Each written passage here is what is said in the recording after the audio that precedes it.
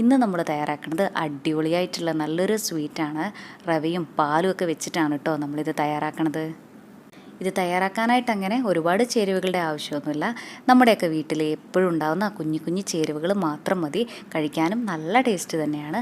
അപ്പോൾ നമുക്ക് എങ്ങനെയാണ് ഈസി ആയിട്ടുള്ള ഈ ഒരു സ്വീറ്റ് റെഡിയാക്കുന്നതെന്ന് നോക്കാം.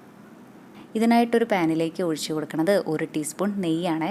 നെയ്യുടെ അളവൊക്കെ നമ്മുടെ ടേസ്റ്റിനനുസരിച്ചിട്ട് കൂടുതൽ ചേർത്താലും കുഴപ്പമില്ല. ഇനി ഇതിലേക്ക് ചേർക്കണത് റവയാണ്. ഞാനിവിടെ 1/2 കപ്പ് റവയാണ് കേട്ടോ ഇട്ട് കൊടുക്കണത്.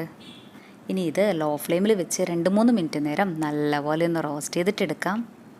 നമുക്ക് ഈ റവയുടെ ഷെയ്ഡൊന്നും മാറിക്കിട്ടേണ്ട ആവശ്യമില്ല. ജസ്റ്റ് ഇതൊന്ന് റോസ്റ്റായി കിട്ടിയാൽ തന്നെ മതിയാകും. ഇപ്പോൾ നിങ്ങൾ എടുക്കണത് വറുത്ത റവയാണെങ്കിലും ഇതുപോലെ ഒന്നുകൂടെ റോസ്റ്റ് ചെയ്തിട്ടെടുക്കണേ. അപ്പോഴാണ് നമ്മുടെ ഈ ഒരു സ്വീറ്റിന് നല്ല ടേസ്റ്റ് ഉണ്ടാവുള്ളൂ. ഈ റവയൊക്കെ നല്ലപോലെ ഒന്ന് റോസ്റ്റ് ചെയ്തെടുത്തു കഴിഞ്ഞാൽ ഇനി ഇതിലേക്ക് ഒഴിച്ചു കൊടുക്കുന്നത് ചെറിയ ചൂടുള്ള പാലാണ്. ഞാനിവിടെ 1 കപ്പ് പാലാണ് എടുത്തിട്ടുള്ളത്. ഈ പാല് കുറേശ്ശെ ഒഴിച്ചിട്ട് കട്ടകളൊന്നും ഇല്ലാതെ ഇത് നല്ലപോലെ മിക്സാക്കിയിട്ടെടുക്കാം. നമ്മളിപ്പോൾ പാലൊക്കെ ഒരുമിച്ച് ഒഴിച്ചു കൊടുത്തിട്ട് ഇത് മിക്സാക്കി എടുക്കുമ്പോൾ ചെറുതായിട്ട് കട്ട പിടിച്ച് പോകാനുള്ള ചാൻസൊക്കെ ഉണ്ട്. ഇങ്ങനെയാകുമ്പോൾ ഒട്ടും തന്നെ കട്ട പിടിക്കില്ല. നമ്മുടെയൊക്കെ വീട്ടിലെ കുഞ്ഞു മക്കൾ പലഹാരമൊക്കെ ചോദിക്കണ സമയത്ത് പെട്ടെന്ന് ഇങ്ങനെ ഒരു തവണയെങ്കിലും ഒന്ന് തയ്യാറാക്കി കൊടുക്കണേ. ഇതിങ്ങനെ ഉണ്ടാക്കാനും നല്ല എളുപ്പമല്ലേ. നമ്മുടെ ചാനലിൽ കുറേ നല്ല സ്വീറ്റ്സിൻ്റെ റെസിപ്പീസൊക്കെ ഉണ്ട്. കണ്ടിട്ടില്ലെങ്കിൽ ഒന്ന് കണ്ടു നോക്കണേ. അതുപോലെ നമ്മുടെ ഈ ചാനൽ ആദ്യമായിട്ടാണ് കാണുന്നതെങ്കിൽ സബ്സ്ക്രൈബ് ചെയ്യാനും മറക്കല്ലേ കേട്ടോ. ഞാനിവിടെ പാലൊക്കെ മുഴുവനും ഒഴിച്ചു കൊടുത്തിട്ടുണ്ട്. 1-2 മിനിറ്റൊക്കെ ആകുന്ന സമയത്ത് ഈ റവ പാലൊക്കെ നല്ലോണം അബ്സോർബ് ചെയ്തിട്ട് ഡ്രൈ ആയി വന്നിട്ടുണ്ടാവും. ഈ സമയം കണ്ടിന്യൂസ് ആയിട്ട് ഇളക്കി കൊടുക്കണേ. നമ്മളിത് ഇളക്കി കൊടുത്തില്ലെങ്കിൽ പെട്ടെന്ന് തന്നെ റവയൊക്കെ കട്ട പിടിച്ച് പോകും. ഇതിവിടെ നല്ല പോലെ ഡ്രൈ ആയി വന്നിട്ടുണ്ട്. ഈ സമയം നമുക്ക് ഇതിലേക്കുള്ള പഞ്ചസാര ചേർക്കാം. ഞാനിവിടെ 1/4 കപ്പ് പഞ്ചസാരയാണ് കേട്ടോ ചേർക്കണത്. ഈ ഒരു അളവിലാണ് പഞ്ചസാര ചേർക്കണതെങ്കിൽ നമ്മുടെ ഈ ഒരു സ്വീറ്റിന് മീഡിയം മധുരം മാത്രമേ ഉണ്ടാവുള്ളൂ. നല്ല മധുരം വേണമെന്നുണ്ടെങ്കിൽ കുറച്ച് കൂടുതലായിട്ട് പഞ്ചസാര ചേർത്താൽ മതിയാകും. ഇനി നമ്മുടെ ഈ ഒരു സ്വീറ്റിന് നല്ലൊരു ഫ്ലേവർ കിട്ടാനായിട്ട് ഇതിലേക്ക് ചേർക്കുന്നത് 1/2 ടീസ്പൂൺ ഏലക്കാപ്പൊടിയാണ്. ഏലക്കാപ്പൊടിയും കൂടെ ചേർത്തിട്ട് നല്ലപോലെ ഇതൊന്ന് ഇളക്കി കൊടുക്കാം. 1-2 മിനിറ്റ് നമ്മളിങ്ങനെ ഇളക്കി കൊടുക്കുമ്പോൾ തന്നെ ഈ പഞ്ചസാരയൊക്കെ മെൽറ്റായിക്കോളും. ഞാൻ ഒരുപാട് നെയ്യൊന്നും ചേർത്തിട്ടല്ല കേട്ടോ ഈ ഒരു സ്വീറ്റ് റെഡിയാക്കണത്.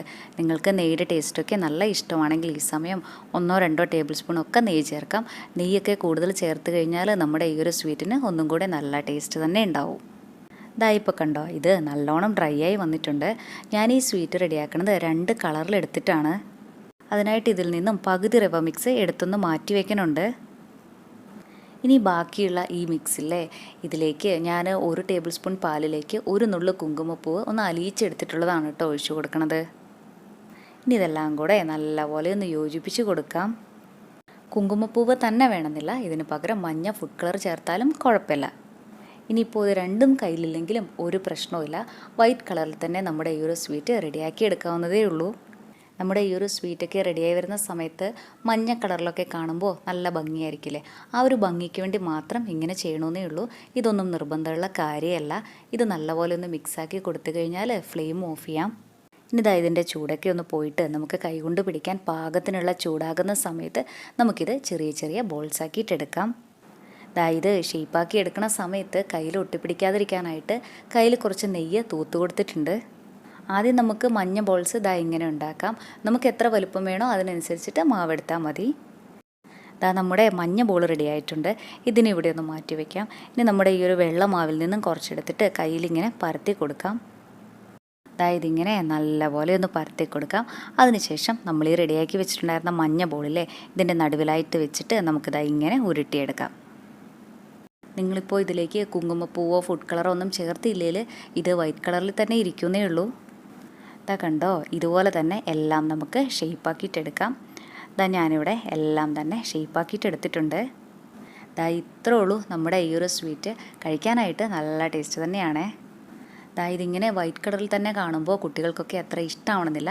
പക്ഷേ ഇതിനുള്ളിലായിട്ട് മഞ്ഞ കളറൊക്കെ ഉണ്ടെങ്കിൽ കാണാൻ തന്നെ നല്ല ഭംഗിയല്ലേ. കുട്ടികളത് ഇഷ്ടപ്പെട്ട് തന്നെ കഴിച്ചോളും.